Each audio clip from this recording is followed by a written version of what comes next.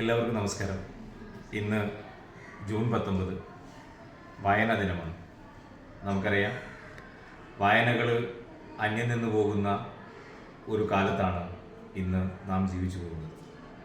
പി.എൻ. പണിക്കരെ പോലുള്ള ആ മഹത് വ്യക്തിത്വം ഏകദേശം കേരളത്തിലെ കാസർഗോഡ് മുതൽ തിരുവനന്തപുരം വരെയുള്ള എല്ലാ ഗ്രാമപ്രദേശങ്ങളിലും സഞ്ചരിക്കുകയും അവിടെയൊക്കെ തന്നെ വായനയുടെ പ്രാധാന്യത്തെക്കുറിച്ച് മനസ്സിലാക്കുകയും അതിൻ്റെ ഭാഗമായിട്ട് കേരളത്തിൽ ഉടനീളം ഗ്രന്ഥശാലകൾ സ്ഥാപിച്ച ആ മഹാനായ വ്യക്തിത്വത്തിൻ്റെ പേരാണ് പി.എൻ. പണിക്കർ എന്ന് പറയുന്നത്.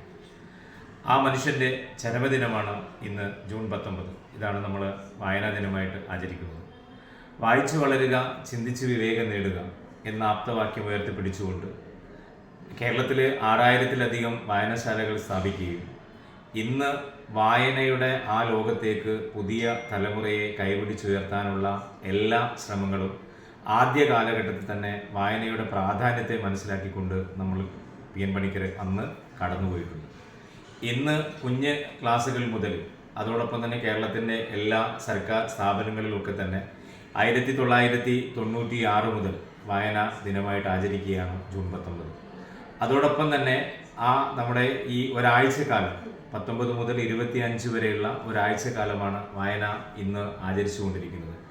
അതിലൊക്കെ തന്നെ വായന അടിസ്ഥാനമാക്കിയിട്ട് മാതൃഭാഷയുടെ പ്രാധാന്യം നമുക്കറിയാം. ഭാഷയിലൂടെയാണ് ഒരു കാലഘട്ടത്തിൽ, അല്ലെങ്കിൽ ഭാഷയിലൂടെയാണ് നമ്മുടെ സംസ്കാരം രൂപപ്പെടുത്തിയത്.